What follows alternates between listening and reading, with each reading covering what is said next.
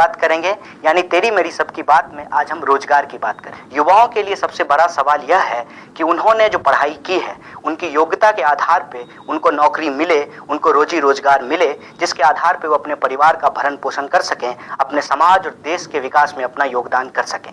और इसीलिए प्रत्येक चुनाव में रोजगार एक बहुत महत्वपूर्ण सवाल होता है। लेकिन चुनाव के पहले जो पार्टी सरकार में आती है वो रोजगार की बात करती है, लेकिन चुनाव जीतने के बाद वो रोजगार के सवाल को भूल जाती है। यदि हम भाजपा के घोषणा पत्र की बात करें तो भाजपा ने अपने घोषणा पत्र में कहा कि हम 25 करोड़ रोजगार पैदा करेंगे, लेकिन यह 25 करोड़ रोजगार कब तक पैदा किया जाएगा, इसका कोई डेट या इसकी कोई समय सीमा नहीं निर्धारित की गई। और वो यह भी कह रहे हैं कि सरकार का काम रोजगार देना नहीं है। मतलब यह है कि आप बीमार हैं, आप किसी डॉक्टर के पास गए हैं और डॉक्टर आपको यह कह रहा है कि हम आपका इलाज नहीं करेंगे, उल्टे आप हमारा इलाज कर दीजिए। अगर इस देश के अंदर सरकार का काम पैदा करना नहीं है, रोजगार पैदा करना नहीं है, तो क्या इस देश के प्रधानमंत्री का काम फैंसी ड्रेस कंपटीशन में घूमने का है कि अलग अलग देश में जाएं, अलग अलग राज्य में जाएं और वो फैंसी ड्रेस पहन करके अपनी भाषणबाजी करें, अपनी जुमलेबाजी करें।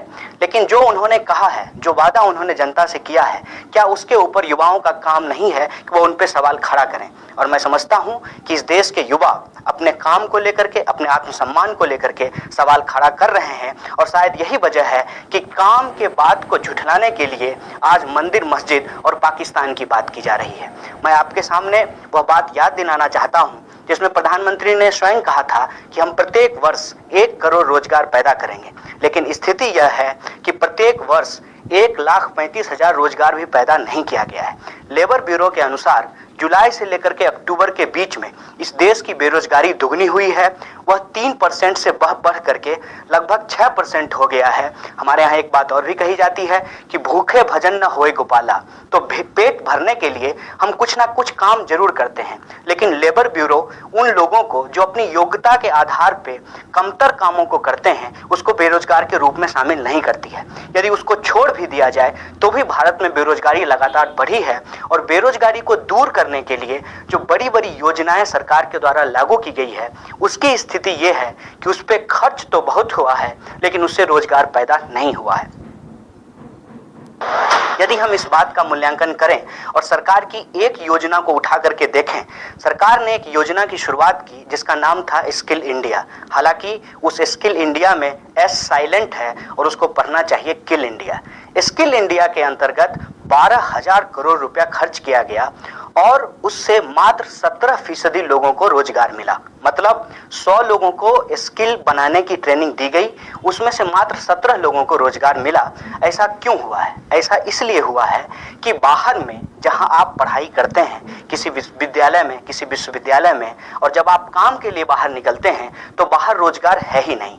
भारत के अंदर यदि मैं इंजीनियरिंग की बात करूं तो प्रत्येक वर्ष लगभग 5 लाख से ज्यादा इंजीनियर तैयार होते हैं, लेकिन बाहर में रोजगार की स्थिति यह है कि प्रत्येक वर्ष 1.5 लाख रोजगार भी पैदा नहीं होता है। मतलब यह है कि इस देश के जो इंजीनियर हैं उनको जब नौकरी नहीं मिल रही है तो इस देश के अंदर जो नॉन स्किल्ड लोग हैं, जो नॉन टेक्निकल लोग हैं, उनको नौकरियां कहां से मिलेगी। और उस बात को ही आधार बना करके प्रधानमंत्री जी ने कहा कि हम भारत को डिजिटल करेंगे। मेक इन इंडिया कुल मिला करके यह है कि हम मेक इन इंडिया का नारा लगाएंगे, 12,000 करोड़ रुपया उसके ऊपर खर्च करेंगे। जब भारत में काम देने की बात होगी तो हम भारत में काम किसी भारतीय कंपनी को नहीं देंगे, बल्कि हम वह काम चाइना को दे देंगे। इसका 2 एग्जाम्पल मैं आपको देना चाहता हूं कि अभी सरदार वल्लभ भाई पटेल के नाम पे एक यूनिटी ऑफ स्टैच्यू को बनाने की कोशिश कर रही है सरकार। वह काम लगातार हो रहा है और सार्वजनिक क्षेत्र की कंपनियों ने उसके लिए अनुदान दिया है, उसके लिए चंदा दिया है। ये बहुत अच्छी बात है कि सरदार पटेल की मूर्ति बनाई जा रही है, लेकिन उस मूर्ति को बनाने के लिए किसी भारतीय कंपनी को टेंडर नहीं दिया गया है। उस कंपनी को बनाने के लिए एक चाइनीज कंपनी को टेंडर दिया गया है। और भारत के कोई भी मूर्तिकार सरकार के नज़र में योग्य नहीं है और मेक इन इंडिया के तहत कोई इंडियन इतना योग्य नहीं है जो सरदार पटेल की मूर्ति बना सके। इसके साथ साथ नागपुर में अभी एक मेट्रो की शुरुआत की गई है। उस मेट्रो को बनाने का काम भी भारत को नहीं दिया गया है, भारत की किसी कंपनी को नहीं दिया गया है, वो चाइनीज कंपनी को दिया गया है। जब डिमोनेटाइजेशन किया गया तो सरकार ने कहा कि इसका उद्देश्य यह है कि हम डिजिटल करेंसी की शुरुआत करना चाहते हैं, और डिजिटल करेंसी के नाम पे पीएम ने पेटीएम का प्रचार किया। सवाल यह है कि पेटीएम में भी 40% शेयर जो है बिना किसी समझौता का वो यहाँ पे आएंगे, अपनी कंपनी लगाएंगे, अपनी टेक्नोलॉजी हमको नहीं देंगे।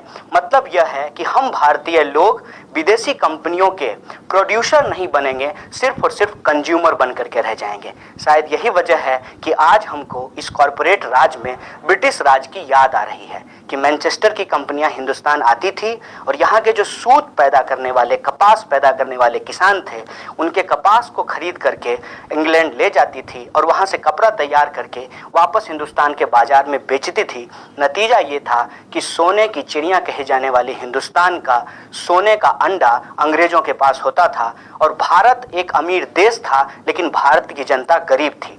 आज फिर से उस राज की पुनरावृत्ति हो रही है। शायद इसीलिए महान अर्थशास्त्री थॉमस पिकेटी ने कहा है कि भारत ब्रिटिश राज से कॉरपोरेट राज की तरफ जा रहा है। और इस दौर में जब सरकार को इन पॉलिसियों से लड़ना चाहिए तो सरकार उनके सामने रेड कारपेट बिछा रही है कि वो यहाँ आए और हिंदुस्तान की कंपनियों को लूटे, और भारत के युवाओं को रोजगार मिलता है कि नहीं मिलता है ये उनके एजेंडे में शामिल नहीं है।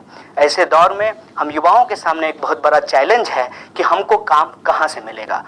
आज हम नौजवानों के पास जो रोजगार का सवाल है वो सबसे बड़ा सवाल है। ये जो स्थिति बनी है उस स्थिति से हम इस नतीजे पे पहुंच रहे हैं कि हमारा देश तो बदल रहा है। देश इस रूप में बदल रहा है कि जो ब्रिटिश राज के जासूस थे आज कॉरपोरेट राज के भोपू बन चुके हैं। विकास हो रहा है, लेकिन इस देश की बेरोजगारी में विकास हो रहा है, इस देश की गरीबी में विकास हो रहा है, इस देश की महंगाई में विकास हो रहा है। ऐसे दौर में आज के विकास को यदि हम कहें तो यह जॉबलेस ग्रोथ नहीं है, यह जॉब लॉस ग्रोथ है। इसकी स्थिति ये है कि जो बड़ी बड़ी कंपनियां हैं, चाहे वो महिंद्रा हो, इन्फोसिस हो, इन तमाम कंपनियों में लगातार स्किल्ड जो उनके काम करने वाले लोग हैं उनकी छटनी की जा रही है। और यह छटनी का दौर यदि चलता रहा बेरोजगारी एक महामारी के रूप में तब्दील हो जाएगी। और जब कोई देश का युवा किसी महामारी से जूझता है वह देश कभी भी विकसित देश नहीं बन पाता है।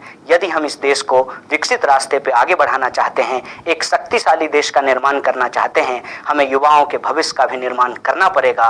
और युवाओं के भविष्य के निर्माण से सरकार अपनी जिम्मेदारी के कंधे को नहीं झटक सकती है, क्योंकि लोग वोट देते हैं उनको काम के लिए, रोजगार के लिए, स्वास्थ्य के लिए, शिक्षा के लिए। यदि वो काम पे काम नहीं करेंगे तो वो किस पे काम करेंगे। प्रधानमंत्री का काम इस देश के युवाओं की जो समस्या है उसको हल करना है। और इस देश के युवाओं की सबसे बड़ी समस्या ये है कि पढ़ने लिखने के बावजूद, स्किल होने के बावजूद उनके पास रोजगार नहीं है। इस देश के युवाओं को हर हाल में बचाना होगा और मंदिर मस्जिद पाकिस्तान की जगह हमको काम की बात को तवज्जो देनी होगी।